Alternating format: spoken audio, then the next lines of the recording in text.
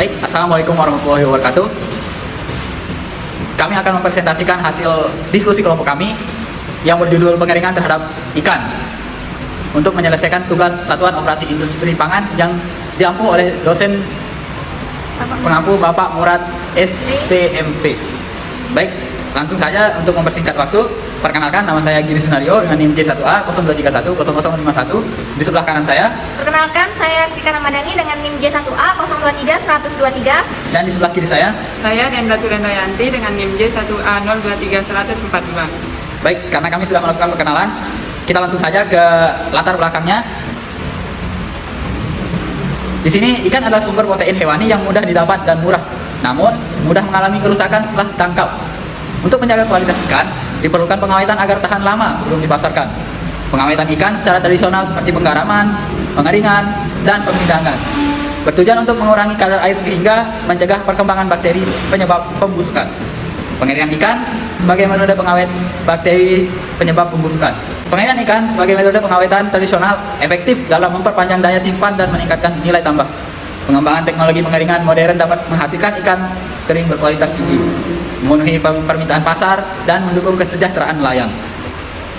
Baik, kita lanjut ke yang kedua, yaitu di sini kami merangkum 3 rumusan masalah yang kami temukan dalam diskusi kami kali ini. Yang pertama itu, bagaimana pengaruh metode pengeringan terhadap kualitas hasil akhir ikan, baik dari segi tekstur, warna, aroma, maupun nilai gizi.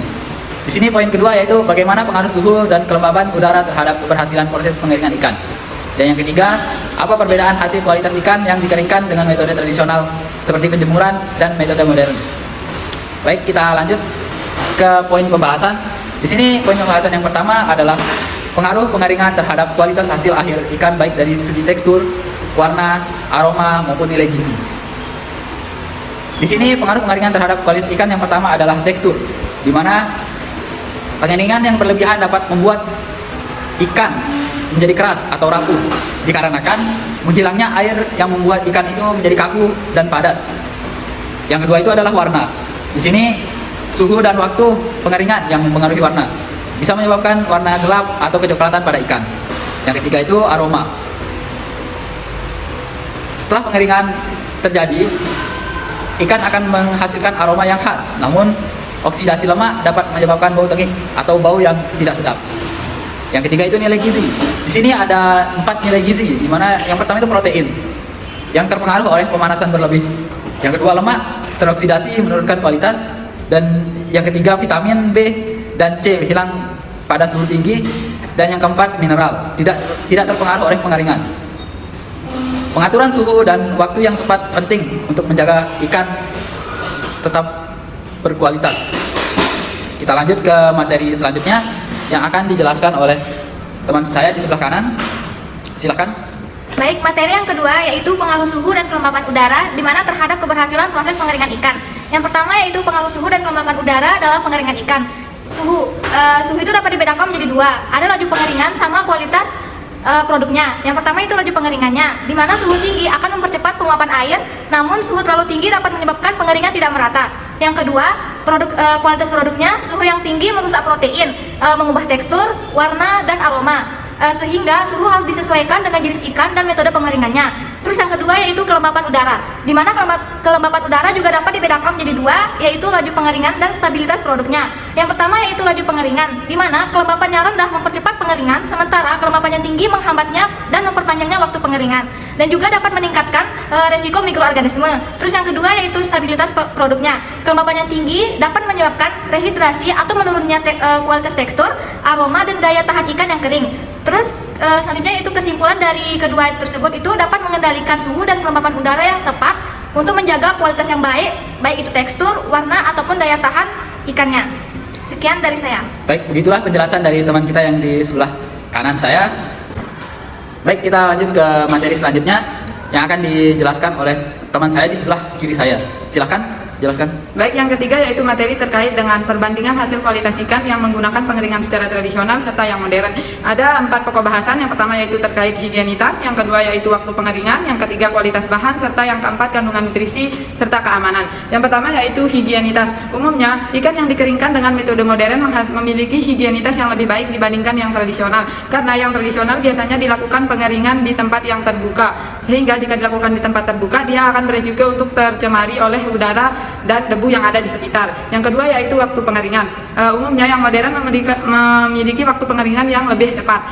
Yang tradisional umumnya 1-3 hari jika cuacanya tidak mendukung. Tapi jika menggunakan yang modern waktunya lebih cepat, bisa hanya beberapa menit saja. Kemudian yang ketiga yaitu kualitas bahan baku. Seperti yang dijelaskan tadi, yang modern umumnya akan menghasilkan bahan baku yang lebih baik karena dia dilakukan di tempat yang lebih steril dan lebih aman. Karena di tempat terbuka itu akan memicu terjadinya banyak resiko yang menyebabkan kualitas ikan menjadi berkurang.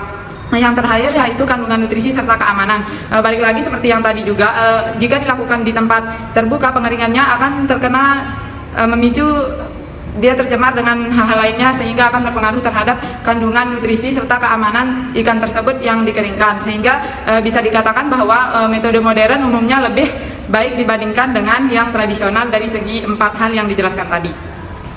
Baik, begitulah penjelasan dari teman saya tentang perbedaan hasil kualitas ikan yang dikeringkan dengan metode tradisional atau penjemuran dan metode modern.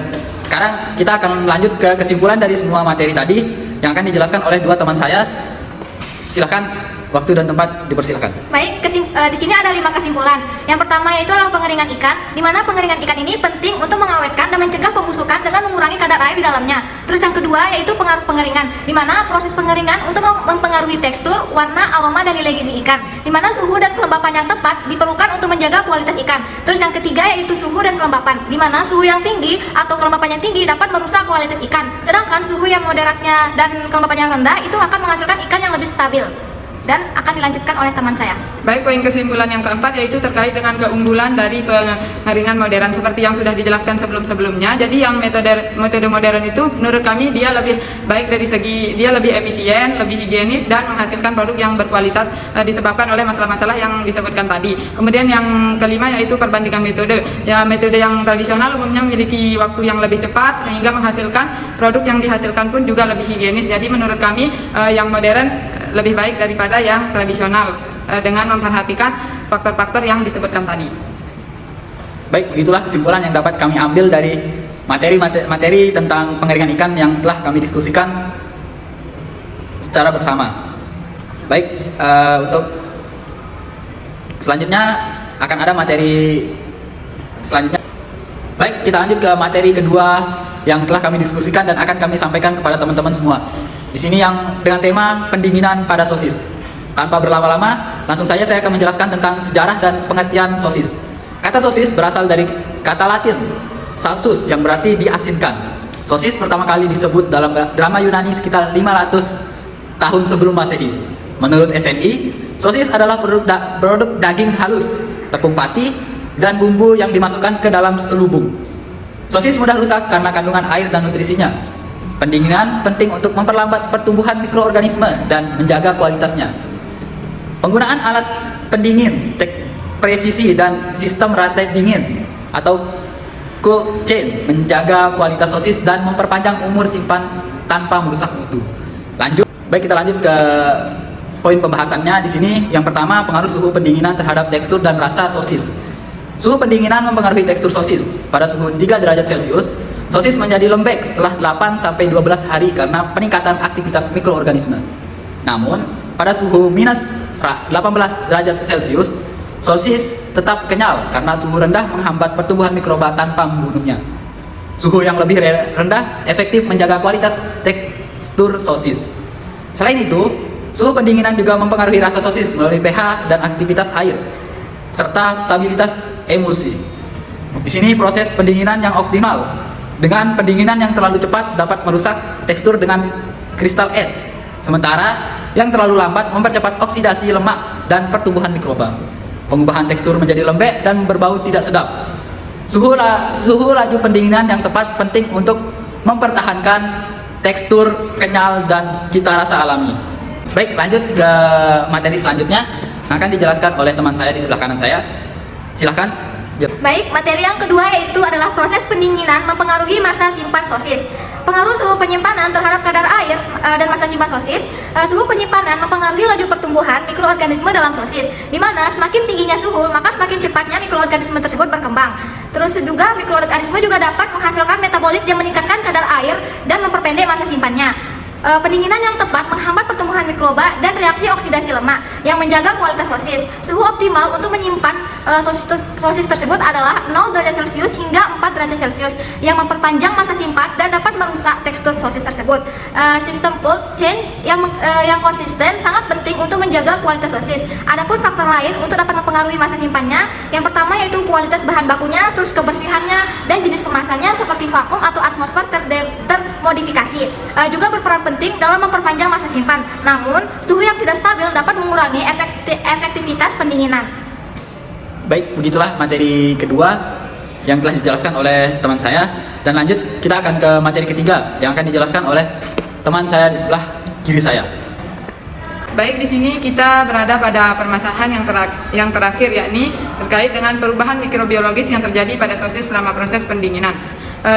Kerusakan mikrobiologis pada sosis disebabkan oleh bakteri aerob maupun anaerob seperti pembentukan gas yang dapat bertahan dalam ruang hampa dan suhu tinggi. Bahan mikrobiologis yang terjadi pada sosis selama proses pendinginan. Kerusakan mikrobiologis pada sosis bisa disebabkan oleh bakteri aerob maupun anaerob pembentuk gas seperti Clostridium yang dapat bertahan dalam ruang hampa dan suhu tinggi. Perubahan mikrobiologis selama pendinginan ada beberapa hal yang akan kami bahas. Yang pertama yaitu terkait dengan pertumbuhan patogen. Beberapa patogen seperti Listeria, Monocytogenes, dan Salmonella dapat berkembang pada suhu rendah sehingga dapat mempengaruhi produk sosis. Kemudian yang kedua yaitu mikroorganisme pembusuk. Sama seperti patogen, mikroorganisme itu dapat menyebabkan kerusakan tekstur dan rasa meskipun tumbuh lambat pada suhu yang rendah. Kemudian yang ketiga yaitu pendinginan juga dapat menyebabkan fermentasi asam laktat. Pada sosis yang dilakukan fermentasi, bakteri asam laktatnya akan tetap aktif mengasamkan produk, namun bisa mempengaruhi rasa dan tekstur dari sosis tersebut. Kemudian yang keempat yaitu ada kondensasi. Fluktuasasi suhu dapat menyebabkan kondensasi yang meningkatkan kelembapan, serta sehingga jika dia lembab akan mendukung pertumbuhan mikroba, dan jika mikrobanya banyak akan memicu terjadinya kerusakan yang lebih cepat pada sosis tersebut. Kemudian yang terakhir yaitu ada perubahan mikrobiota. Selama penyimpanan lama, mikrobiota di dalam sosis itu akan tumbuh dengan lebih cepat dan dapat mempengaruhi rasa dan tekstur sosis. Sekian. Baik, begitulah poin-poin penting yang dapat kami sampaikan. Sekarang kami akan menjelaskan, merangkumnya dalam kesimpulan yang akan dijelaskan oleh teman saya yang dua ini. Silakan, waktu dan tempat dipersilakan. Baik, di sini adalah kesimpulan dari semua materi tersebut, yaitu proses pendinginan memainkan peran penting dalam menjaga kualitas sosis, terutama dalam hal tekstur, rasa, dan masa simpan, dan kualitasnya mikrobiologisnya. Suhu penyimpanan yang tepat antara 0 derajat Celcius hingga 4 derajat Celcius dapat memperlambat aktivitas mikroorganisme dan reaksi kimia yang merusak sosis, sehingga menjaga tekstur dan rasa tetap optimal. Selanjutnya akan disampaikan oleh teman saya. Sosis yang disimpan pada suhu rendah cenderung memiliki tekstur yang lebih stabil dan rasa yang lebih terjaga. Begitu pula sebaliknya, jika suhunya lebih tinggi, dia akan menghasilkan tekstur yang tidak lebih baik dibandingkan yang pada suhu rendah. Kemudian proses pendinginan itu yang efektif dapat mempengaruhi masa simpan sosis dengan memperhambat pertumbuhan mikroorganisme pembusuk, sehingga jika semakin sedikit mikroorganisme yang tumbuh, maka akan berpengaruh terhadap daya simpan sosis yang dilakukan pendinginan tersebut. Sehingga dapat kami simpulkan bahwa pendinginan berperan penting terhadap baik itu daya simpan, tekstur, rasa, dan kualitas dari sosis tersebut, tentunya dengan memperhatikan beberapa hal. Baik, begitulah kesimpulan yang dapat kami rangkum dalam materi tentang pendinginan sosis ini. Kami akhiri, kurang lebihnya kami mohon maaf. Wabillahi taufiq wal hidayah. Wassalamualaikum warahmatullahi wabarakatuh.